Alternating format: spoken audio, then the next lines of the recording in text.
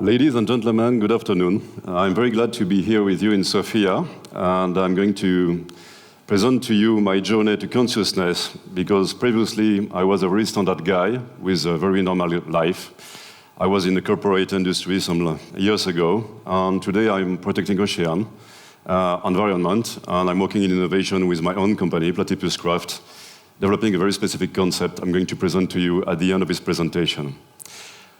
I hope that this presentation is going to help you to open your mind and to be consciousness about the importance of environment. Many speakers today have presented you already the importance of COP27 that is happening right now in Egypt, and how many solutions happen. This is how I make my travel to consciousness in environment. In 2009, I got 33 years old, and I'm working in consulting industry. I'm the managing director of a company of 300 people. I got everything a guy of this age can have. I got a good job, a good girlfriend, a good flat, a sport car in my car park. Everything is going well. But on the other side, a little voice is ringing in my mind, like something is wrong. I think I don't have the life I was dreaming about. I can do something else. And then the crisis of 2009 happened. Everybody there, I guess, knew this very terrifying crisis we had there. It was a financial and economic crisis.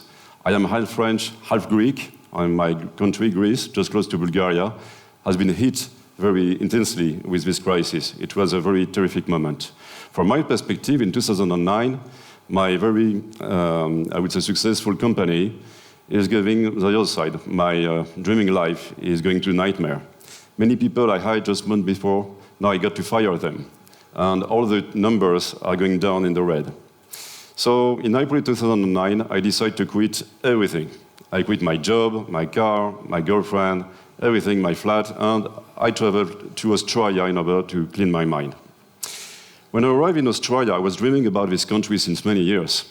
And there, well, I'm going to discover this country, very weird like this moment I'm going to present to you, Platypus, giving the name of my project. And there, I discovered this down under country. I love it. Nature, environment is very powerful in this country. And also, I'm going to achieve a dream. I'm going to dive. So I'm going to Cairns on the Great Barrier Reef. And there, well, I got this amazing feeling to fly under the water to discover a new world, the underwater world. I love it. So every day I can, I'm diving and diving. I got my PADI certification, and I love it. It's a new life, a new environment, a new galaxy. Some people want to explore the space and go to Mars, see some alien, I don't know what. Don't do that. You can just go under the water. It's just lovely. It's just amazing. But while I'm there and I'm discovering the beauty of underwater, coral reef with beautiful colors everywhere and fishes everywhere, at the same time, I'm discovering also the dark side of the coral reef. The place where everything is dead, the dead white coral reef, because when the coral reef is dying, it's going white. In this place, under the water, there is no life anymore. Like a dying forest, everything is silent, everything is white, everything is dead. For me, it's my very environmental shock. I'm very shocked by what I can see there. I had to talk with many people around me. And as we discuss, I realize that how important it is to protect the environment. When I go back to France, I got two main ideas. The first one is that when I did diving, each time I went to dive, with the tank and everything, with all equipment, I really wanted to see more, stay longer under the surface. I wanted to stay under the water all the time. I wanted to do long distances under the water. When you do diving, it's about 30 minutes, 1 hour maximum. You do 1 kilometer under the water, and this is done. And second point, well, I had the wish that I wanted to have an impact on the environment and in the world globally. So when I went back to France, well, I had this crazy idea of a platypus. Not this weird animal you can see there, but an idea of creating a boat that is able to navigate on the water, like a standard boat, but also under the water. It was in 2009, and it took me a long way, 13 years, in fact, to make it happen, definitely. So between the two of them, I didn't focus on this project only. At the same time, I went back to France, and of course, I needed a job. And I didn't have a standard job like I had previously, so I started to look for a job with an impact. And don't ask me why, but I've been named director of the Women's Forum for Economy and Society, where in 2011, this Economic and Social Forum is handled by mainly women, but yeah, I was named there. And for many years, 9 years in total, I take care of the Women's Forum for Economy and Society worldwide. So it was an amazing experience because I was surrounded by men and women, 70% of women. Yep, it was a great experience, definitely as a man. And also, well, I have to say, it's a conclusion of this amazing experience. Sorry to say men, but we are not better than women. And sorry to say women, but on the other sense, you're not better than men. But the fact is, and this is the main conclusion I had, is that everything in life is balanced. Because at the Women's Forum, the good thing is balance. When women and men, we are together, we have a good balance, we have parity, and together we are stronger. It's better for productivity, competitivity, and happiness. So the main stuff is about being the good balance, being together. This balance is very important in any aspect of life. So for many years, I learned, and I met amazing people like Bertrand Piccard, Ellen MacArthur. Also, well, she's Bulgarian, so I can name her. It was Irina Bokova. She was managing director of UNESCO for many years. So this kind of people was the kind of people who were speaking at the Women's Forum. So I learned more about the complexity of the world, but also complexity also how to protect the environment. And this is not easy. On parallel of the Women's Forum, my career, I developed the Platypus project, this idea. I mentioned, the fact that I wanted to create a boat able to navigate on the water and also under the water. Well, it was a long way. Finally, I am here today in front of you because I did it. Like said our friend Ambassador Khalid at the beginning, yes, it's important to make the dream come true. So I made my dream come true, but not only to create the boat, but also to have the capacity to have this curious tool to have a rule in the environment and protect the ocean. So I'm going to show you a little video so you can understand what I did and what I do today. Present you the platypus.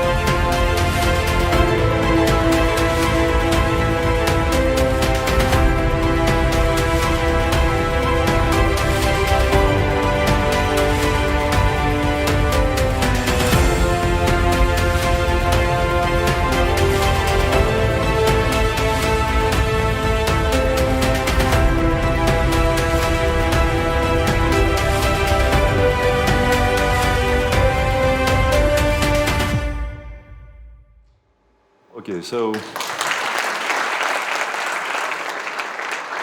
thank you. So you see, it's a crazy boat. Yeah, it can navigate, as you can see, on the water, but also the water. And the main purpose, yes, I achieved my dream. This boat is able to navigate for hours under the water. I think we broke a worldwide record because we did in one day 40 kilometers under the water in 8 hours. So thanks to this, we can explore large areas of shallow waters. And this is the second part of the presentation. Platypus, this innovation, you can understand, you can imagine it was a long way, to imagine it, make it happen like this.